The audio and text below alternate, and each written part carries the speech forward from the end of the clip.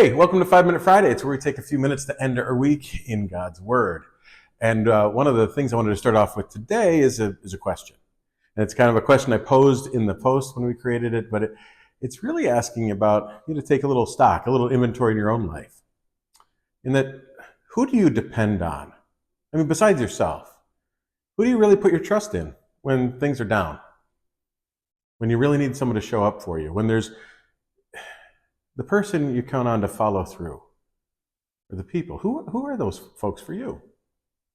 I was thinking for me, a lot of times it's been my family members, the ones that I'm closest to. My own parents are reliable and trustworthy, and my children are great, my wife. But it's also friends. So extended family, friends, people that have shown up for me time after time when I faced different kinds of struggles. Those are the people that I continue to put my trust in. They're the people I continue to rely on. They're not perfect, and I'm not a perfect friend to them either. But I'm thankful. I'm thankful that I have those kind of relationships in my life, and I hope you're able to be thankful for those too. I was preparing a sermon this week, and I was reading from Isaiah chapter 7. It's one I want to share with you now, and it'll direct the rest of our time together. But Isaiah chapter 7, beginning at the 13th verse. Then Isaiah said, "Hear now, you house of David, is it not enough to try the patience of humans? Will you try the patience of my God also? Therefore, the Lord himself will give you a sign. A virgin will conceive and give birth to a son, and will call him Emmanuel." It's a gift. It's a promise. Here in the book of Isaiah, the leader that's being talked to is not really wanting to put his trust in the Lord. And the Lord's saying, I don't really care. I'm going to continue to show you God's grace, and I'm going to work this plan of salvation through the line of David. And that's what we get to realize when we see that Christ comes in the flesh the first time. It made me think about how important that relationship is between a child and a parent. Even a child who happens to be God. Who does he place his trust in? Who does he rely on? Certainly as an infant. And again, we're left to speculate a little bit of this. And some of these answers we won't know until we see Jesus again face to face. But think about it. For all those years, before he begins his public ministry, but certainly in infancy, he relies on his mother and his father here on earth. That's the first voice he hears. His mother.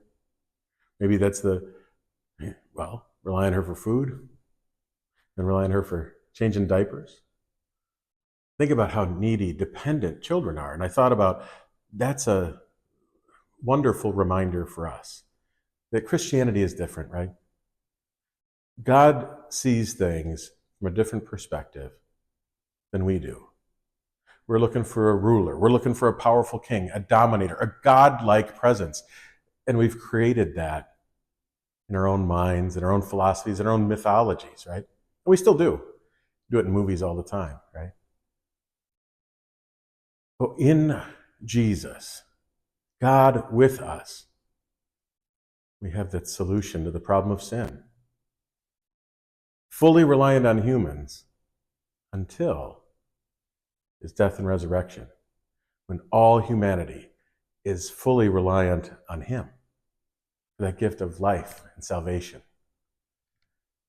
The season of Advent, we prepare to celebrate the birth of Jesus again.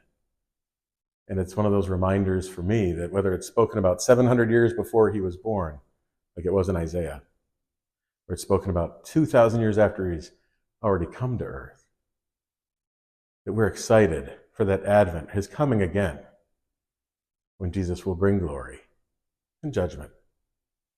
But for all the faithful, it's life eternal. So we're thankful this season for the gospel. We're thankful for a place where we can talk about God's word and its truth. We're thankful we can be in a part of a church community where we care for one another, where we talk about forgiveness of sins, life, and salvation. And that's a gift for all people.